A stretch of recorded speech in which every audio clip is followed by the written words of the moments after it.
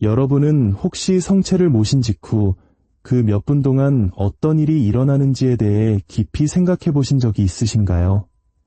우리 안에 예수님께서 온전히 그리고 가장 생생하게 현존하시는 바로 그 순간 여러분은 무엇을 하십니까?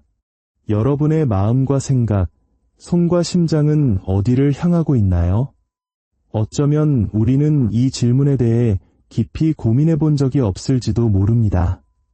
그저 경건한 마음으로 성체를 모시는 것만으로 충분하다고, 그것으로 신자로서의 의무를 다했다고 생각했을 수도 있습니다.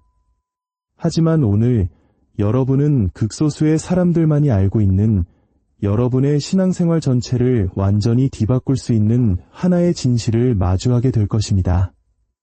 예수 그리스도의 5상처, 5상을 자신의 몸에 지녔던 성인 피에트렐치나의 성비오 신부님. 그분은 어느 날 너무나도 끔찍한 환시를 보고 며칠 동안이나 깊은 침묵에 잠겼습니다. 그것은 천국의 환시가 아니었습니다. 빛과 영광으로 가득한 신비로운 탈원 체험도 아니었습니다. 그것은 바로 지옥에 대한 환시였습니다. 그리고 그 모든 끔찍한 광경은 아주 사소해 보이는 하나의 행위, 바로 신성을 모독하는 방식으로 이루어진 영성체에서 시작되었습니다. 비오 신부님이 목격한 것은 너무나도 충격적이고 가슴 찢어지는 광경이었기에 그분의 눈은 몇 시간 동안이나 허공을 헤맸다고 합니다. 마치 혼자서는 감당할 수 없는 거대한 무게에 짓눌린 사람처럼 말입니다. 그리고 마침내 입을 열어 그 환시에 대해 증언했을 때 그의 말은 날카로운 칼날처럼 듣는 이들의 마음을 갈랐습니다. 영성체 후에 당신이 무엇을 하는지가 하늘 앞에서 당신이 어떤 사람인지를 결정합니다. 비오 신부님이 무엇을 보았는지, 그토록 초자연적인 현상에 익숙했던 성인마저도 송두리째 흔들렸는지, 그리고 성체를 모신 후 우리가 절대로 해서는 안 될 행동이 무엇인지 알고 싶으시다면 이 이야기가 끝날 때까지 자리를 지켜주시길 바랍니다. 가장 중요한 메시지는 마지막에 여러분을 기다리고 있으며, 어쩌면 그 메시지가 바로 여러분의 영적 삶을 변화시키는데 꼭 필요했던 마지막 한 조각일지도 모릅니다. 이야기를 시작하기에 앞서 잠시 하느님의 은총을 청하는 마음으로 이 영상을 소중한 분들과 나누어 주시고 저희의 여정에 동참해 주시길 부탁드립니다. 여러분의 작은 손길 하나하나가 복음의 씨앗을 퍼뜨리는 귀한 도구가 될 것입니다. 주님께서 여러분의 가정에 늘 평화와 축복을 가득 내려주시길 기도합니다. 이제 모든 것이 시작되었던 그날의 이야기로 여러분을 안내하겠습니다. 이야기는 이탈리아 산 조반니 로톤도 수도원의 차가운 새벽 공기 속에서 시작됩니다. 이탈리아의 겨울 습기를 머금은 수도원 성당의 낡은 돌벽은 뼛속까지 추위를 스며들게 했고, 공기마저 기도를 하는 듯 주위에는 거룩한 무게를 지닌 침묵만이 감돌았습니다. 새벽 4시경 몇몇 신자들은 이미 나무 장의자의 무릎을 꿇고 비오 신부님이 집전할 거룩한 미사를 간절히 기다리고 있었습니다. 그 미사는 결코 평범한 시간이 아니었습니다. 그 미사에 참여해 본 사람들은 그 경험을 말로는 도저히 설명할 수 없다고 입을 모았습니다. 성찬 축성 때가 되면 마치 하늘이 제단 위로 내려앉고 시간이 멈추며 영원히 잠시나마 이 땅에 닿는 듯한 신비로운 일이 일어나곤 했습니다. 하지만 그날 아침만큼은 무언가 달랐습니다. 제의실에 나타난 비오 신부님의 얼굴은 평소보다 더욱 창백했습니다. 오상의 고통 속에서도 늘 굳건했던 그의 걸음걸이는 보이지 않는 무언가에 짓눌린 듯 무겁게만 느껴졌습니다. 미사 준비를 돕던 동료 수사들은 즉시 이상한 낌새를 눈치챘습니다. 간밤에 무언가 알 수 없는 일이 일어났음을 직감한 것입니다. 비오 신부님은 완전한 침묵 속에서 제의를 입었습니다. 평소에는 과묵한 성품에도 불구하고 동료 수사들과 몇 마디 나누곤 했지만 그날 아침은 아니었습니다. 그의 시선은 먼 곳을 향해 있었고 마치 그의 영혼이 다른 곳, 벗어나고 싶어도 벗어날 수 없는 어딘가에 붙들려 있는 듯했습니다. 마침내 그가 제단으로 걸어나갔을 때 성당에 있던 신자들 역시 공기 중에 흐르는 미묘한 기운을 느꼈습니다. 그것은 두려움도 긴장감도 아니었습니다. 그것은 경외감이었습니다. 마치 성당의 벽마저도 거룩하고도 두려운 무언가가 저 사제의 영혼을 건드렸다는 사실을 아는 듯한 그런 깊은 경외감이었습니다. 미사가 시작되었습니다. 시작 예식의 기도문들은 평소와 같은 경건함으로 봉헌되었지만 비오 신부님의 목소리에는 무언가 다른 것이 섞여 있었습니다. 그의 목소리는 떨리고 있었습니다. 노쇠함이나 육체적 약함 때문이 아니었습니다. 그것은 훨씬 더 깊은 곳에서부터 오는 떨림이었습니다. 마치 기도문 한마디 한마디가 추가적인 무게를 짊어진 듯 곧 일어날 일에 대한 너무나도 예리한 자각에서 비롯된 떨림이었습니다. 신자들은 감히 기침 소리 한 번 내지 못했습니다. 공기 자체가 완전한 침묵과 온전한 집중을 요구하고 있었습니다. 그리고 마침내 성찬 축성의 순간이 왔습니다.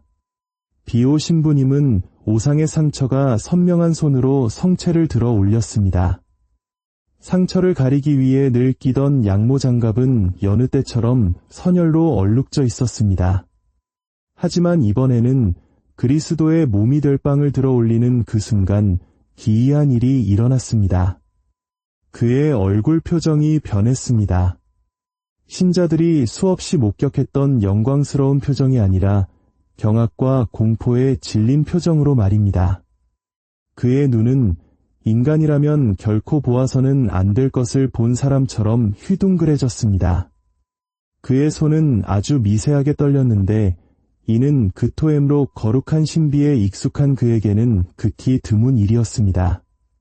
그리고 그때 소리 없이 한 줄기 눈물이 그의 주름진 뺨을 타고 흘러내렸습니다.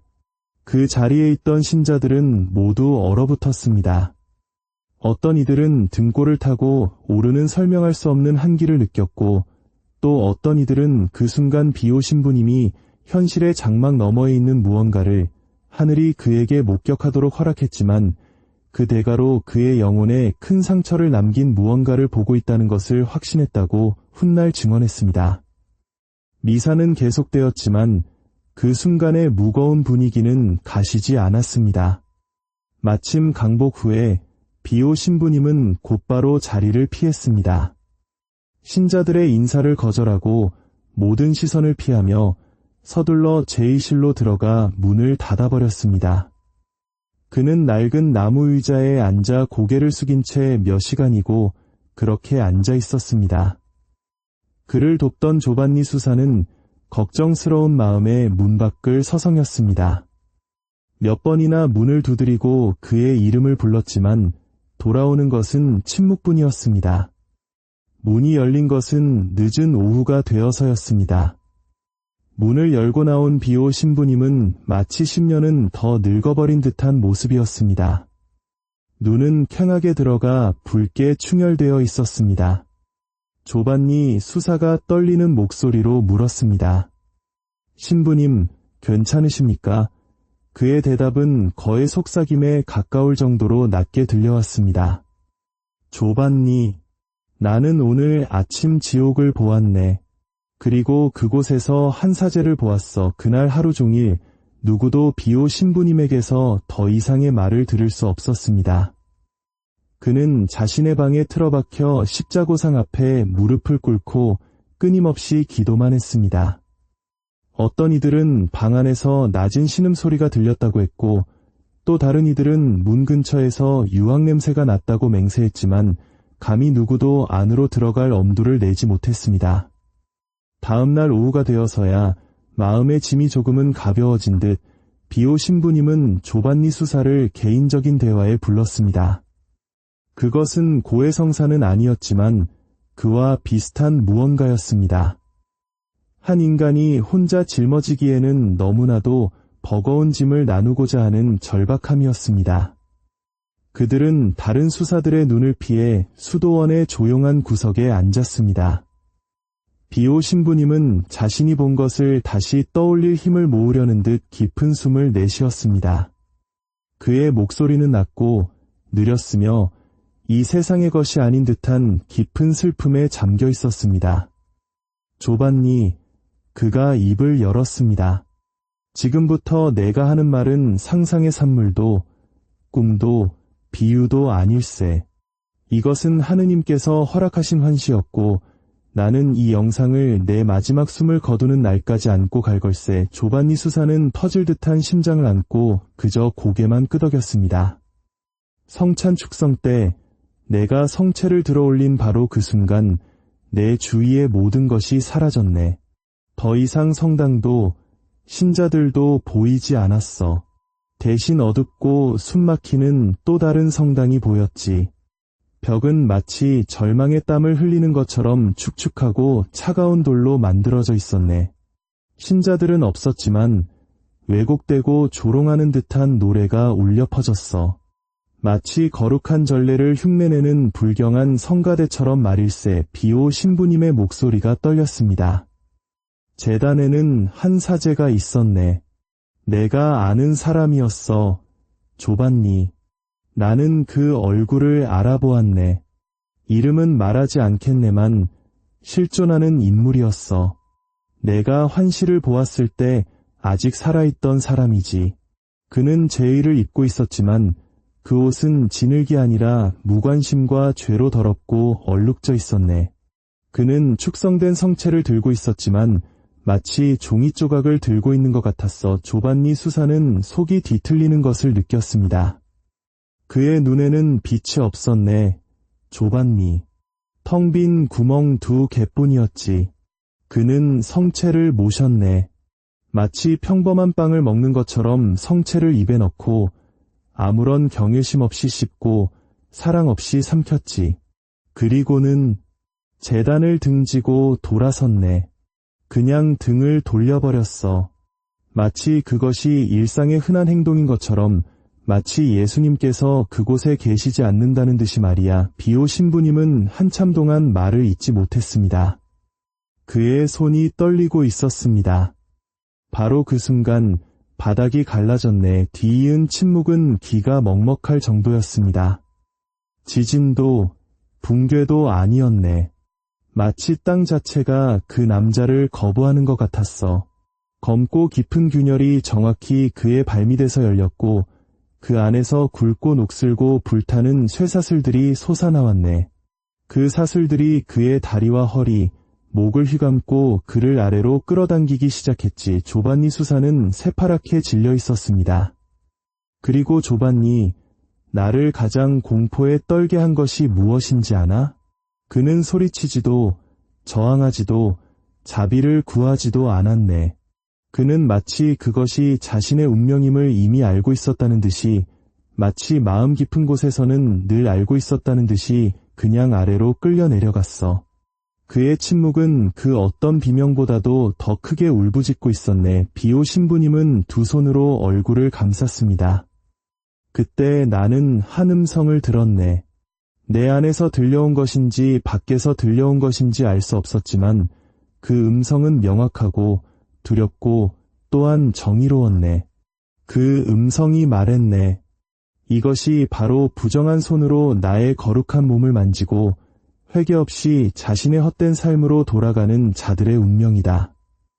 영성체는 끝이 아니라 성화의 시작이다. 이를 멸시하는 자는 그리스도 자신을 멸시하는 것이다. 조반니 수사는 한참 동안 꼼짝도 하지 못했습니다. 마침내 간신히 입을 열었을 때 그의 목소리는 신락 같았습니다. 신부님, 그 사제는 아직 살아있습니까? 비오 신부님이 고개를 들었고 그의 대답은 젊은 수사의 피를 얼어붙게 만들었습니다. 아닐세. 내가 그 환시를 본 지 사흘 후에 죽었네. 고해 성사도 회개도 없이 홀로 말일세. 그 사제의 사망 소식은 일주일 후 수도원에 전해졌습니다. 비오 신부님은 놀라는 기색 없이 그저 고개를 숙이고 조용히 기도할 뿐이었습니다. 가까운 몇몇 수사들은 환시와 죽음 사이의 연관성을 알게 되었지만 비오 신부님이 살아있는 동안에는 비밀을 지키기로 맹세했습니다. 하지만 이 카푸친 성인이 남긴 경고는 그 특정 사제 한 명에게만 국한된 것이 아니었습니다. 그 환시는 단지 한 남자에 대한 것이 아니라 극소수만이 직면하고 싶어하는 진실, 즉 성체성사에 대한 신성모독을 통해 실제로 영원한 단죄에 이를 수 있다는 현실에 대한 경고였습니다.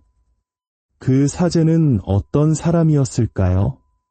비오 신부님은 가까운 이들에게 그가 이중적인 삶을 살던 사람이었다고 확인해 주었습니다.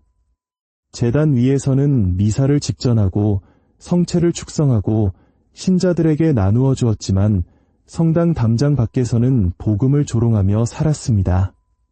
그는 악습에 깊이 빠져 있었고 사제 성소를 그저 하나의 직업으로 여겼습니다.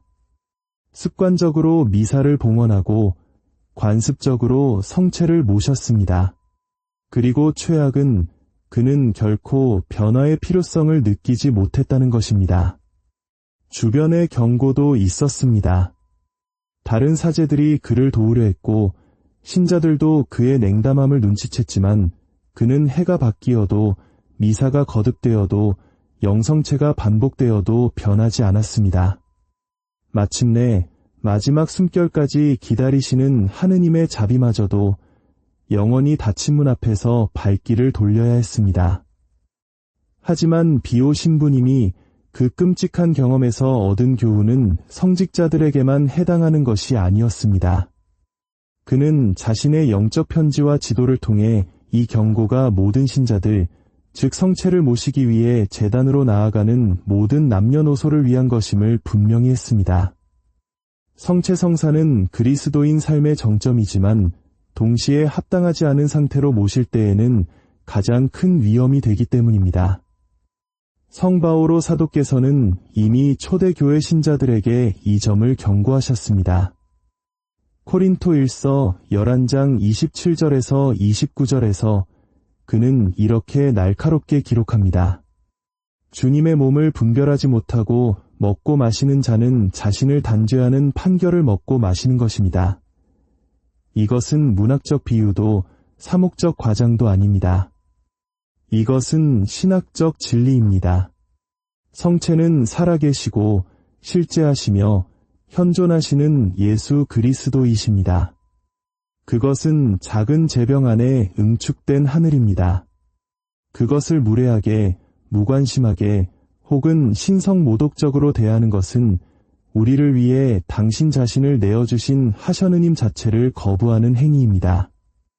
비오 신부님은 영성체의 순간이 끝이 아니라 시작이라고 끊임없이 반복했습니다. 그것은 친밀한 대화의 시작이며 사랑의 만남의 시작이고 그날 하루 종일 지속되어야 할 변화의 시작입니다. 하지만 대부분의 경우 현실은 어떻습니까? 사람들은 성체를 모시고는 즉시 세상으로 돌아갑니다. 다음 주에 할 일을 생각하고 스마트폰을 확인하고 시시한 대화를 나누고 마치 아무 일도 없었다는 듯이 마치 예수님께서 자신의 안에 살아계시지 않는다는 듯이 서둘러 성당을 빠져나갑니다. 이것이 바로 비오 신부님이 환시에서 본 것입니다. 그 사제는 성체를 모신 후 제단의 등을 돌렸습니다. 그 상징적인 행위는 무관심과 습관, 냉담함으로 가득 찬 그의 일생 전체를 대표하는 것이었습니다. 자, 이제 잠시 멈추어 생각해 보십시오. 여러분은 얼마나 자주 이런 행동을 하셨습니까? 물리적으로 등을 돌리지는 않았더라도 정신적으로, 영적으로 말입니다. 성체를 모신 지 몇 초도 지나지 않아 이미 다른 생각에 잠겨 있지는 않았습니까? 점심 메뉴를 고민하고 당면한 문제들을 걱정하고 온갖 사소한 것들에 마음을 빼앗기지는 않았습니까? 비오 신부님은 영성체 후의 모든 의도적인 분심은 예수님의 성심에 박히는 또 하나의 가시와 같다고 말씀하셨습니다. 이제 우리는 구체적으로 어떤 행동들이 잘못되었는지 명확히 짚어볼 필요가 있습니다. 어떤 행동들은 아무리 흔하게 행해진다 하더라도 영성체 후에 행해질 때 명백한 신성모독이 될 수 있습니다.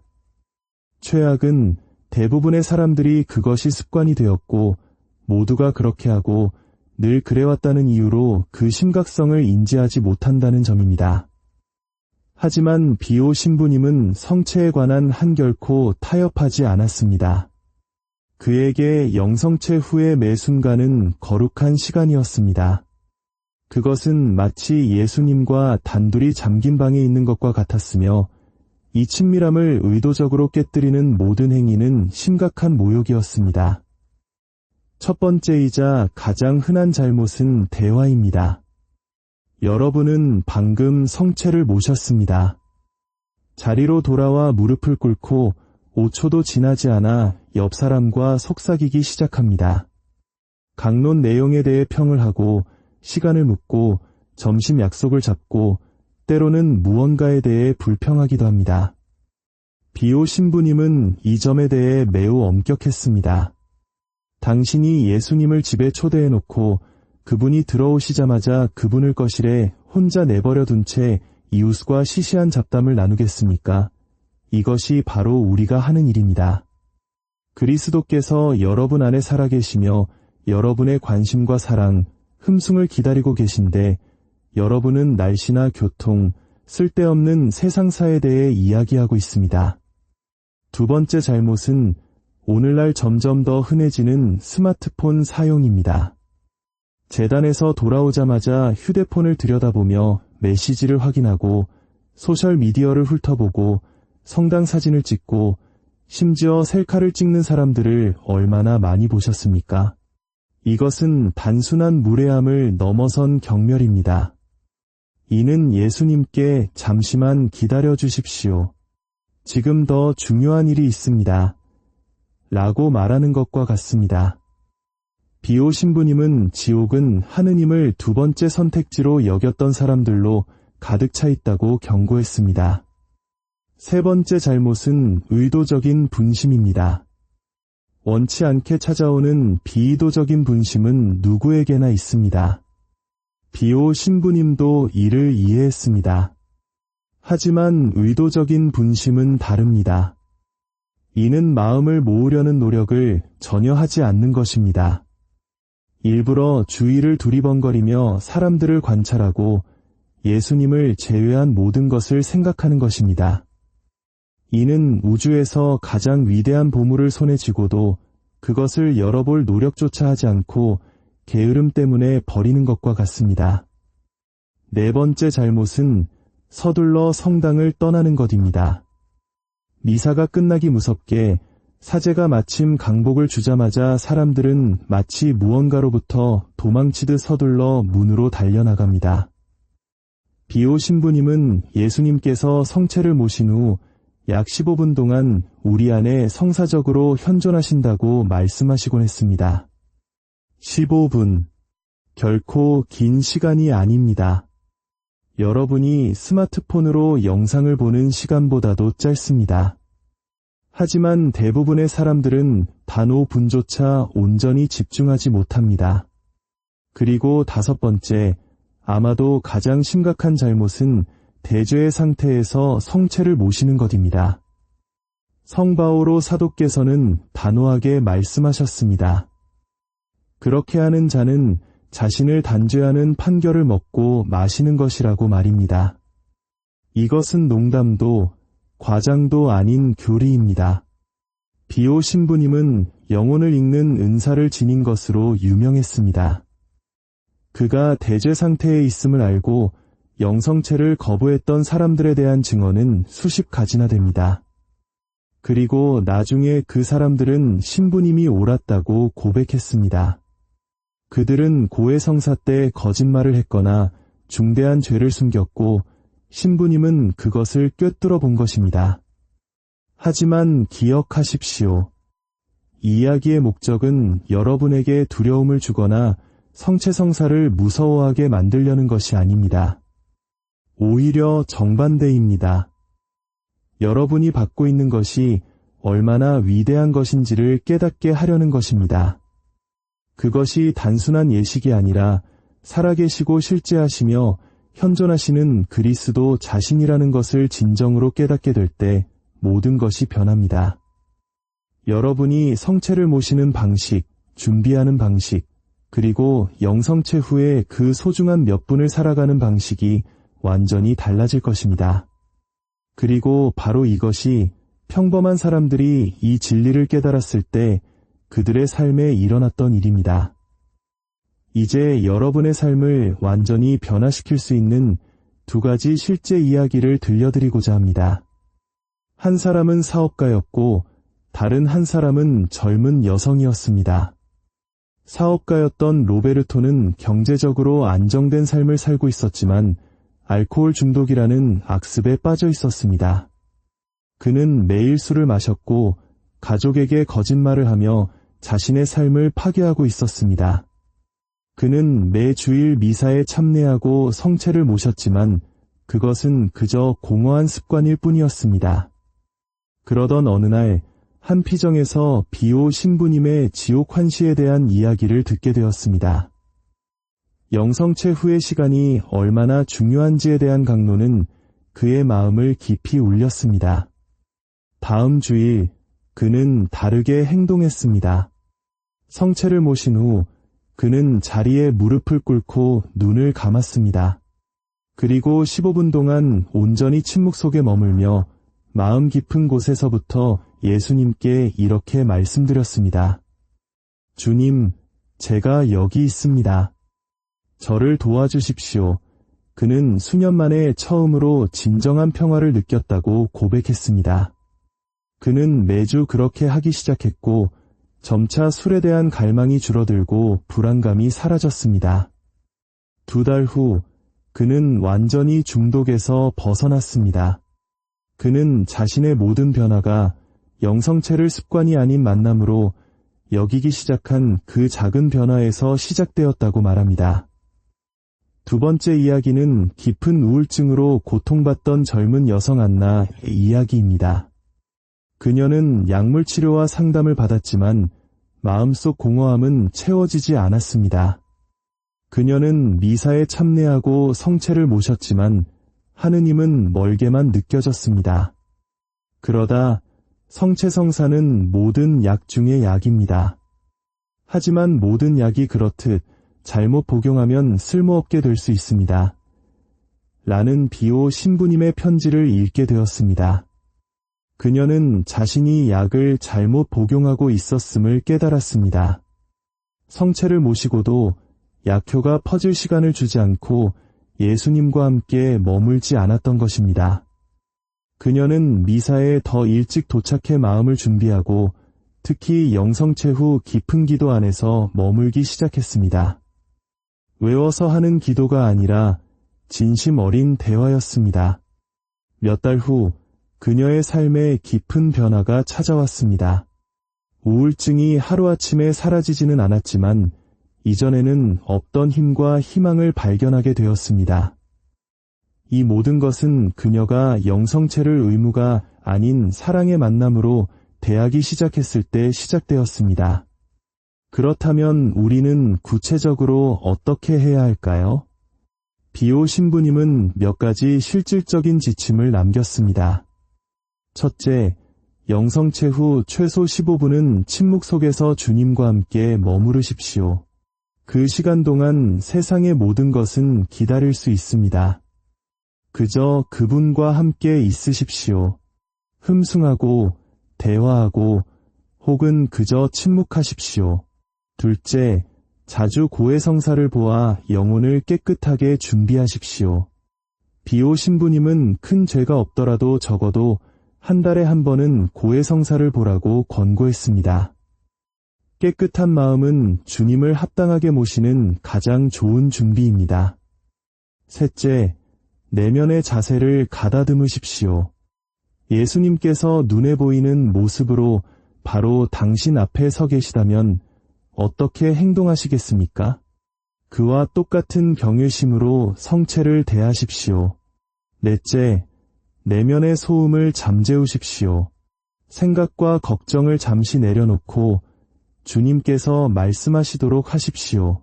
그분은 종종 평화와 고요한 사랑으로 말씀하십니다. 다섯째, 변화를 추구하십시오. 비오 신부님은 단호하게 말했습니다. 만약 당신이 영성체 후에도 똑같은 사람으로 남아있다면 무언가 잘못된 것입니다. 성체성사는 우리를 변화시키는 힘을 가지고 있습니다. 그 변화를 거부하지 마십시오. 사랑하는 형제자매 여러분, 다음에 여러분이 성체를 모시러 나아갈 때 이 한 가지 진리를 기억하십시오. 그 순간 여러분은 살아있는 감실이 됩니다. 여러분은 단순히 축복을 받는 것이 아니라 당신의 몸과 피, 영혼과 신성을 지니신 살아계신 그리스도 자체를 받아 모시는 것입니다. 이 소중한 몇 분 동안 여러분은 지극히 높으신 분의 성전이 됩니다. 비오 신부님은 이 순간을 멸시했을 때 어떤 일이 일어나는지를 보았습니다. 그는 쇠사슬을 보았고 어둠을 보았으며 무관심을 선택한 영혼의 끔찍한 침묵을 보았습니다. 그리고 남은 평생 동안 이렇게 경고했습니다. 결코 예수님을 습관처럼 대하지 마십시오.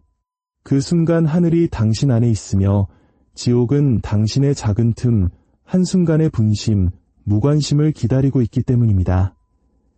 하지만 우리는 다르게 선택할 수 있습니다. 우리는 영성체를 이 세상에서 가장 친밀하고 심오하며 변화를 가져오는 만남으로 살아갈 수 있습니다. 이제 여러분 스스로에게 약속해 보십시오. 다음에 성체를 모실 때 그 15분을 온전히 예수님께 드리겠다고 말입니다. 스마트폰을 끄고 대화를 멈추고 분심을 물리치십시오. 그저 그분과 함께 머무르십시오. 그저 현존하십시오. 그저 사랑하십시오. 만약 오늘 이 메시지가 여러분의 마음에 와닿았다면 댓글에 이렇게 적어주십시오. 예수님, 사랑으로 당신을 모시는 법을 가르쳐 주소서. 이 댓글은 단순한 글이 아니라 여러분의 기도가 될 것입니다. 그리고 이 영상을 공유해 주십시오. 이 메시지가 필요한 사람, 습관적으로 미사에 참여하는 친구, 혹은 신앙에서 멀어진 가족에게 이 이야기를 전해 주십시오. 이 메시지는 말 그대로 영혼을 구할 수 있습니다. 저희 채널을 구독하고 알림을 설정하시면 여러분의 신앙을 굳건히 하고 하느님께 더 가까이 다가갈 수 있는 콘텐츠를 계속해서 받아보실 수 있습니다. 우리는 함께 신앙 공동체를 이루고 세상이 들어야 할 가르침을 함께 전파하며 비오 신부님의 빛을 수많은 마음에 전할 수 있습니다. 피에트렐치나의 성비오 신부님께서 여러분을 위해 전구해 주시기를, 성모 마리아께서 여러분을 보호해 주시기를, 그리고 성체 안에 현존하시는 예수님께서 여러분의 삶을 완전히 변화시켜 주시기를 기도합니다. 주님 안에서 평화를 빕니다. 그리고 기억하십시오. 다음 영성체가 모든 것을 바꾸는 그 순간이 될 수 있습니다. 그 은총을 헛되이 보내지 마십시오. 성부와 성자와 성령의 이름으로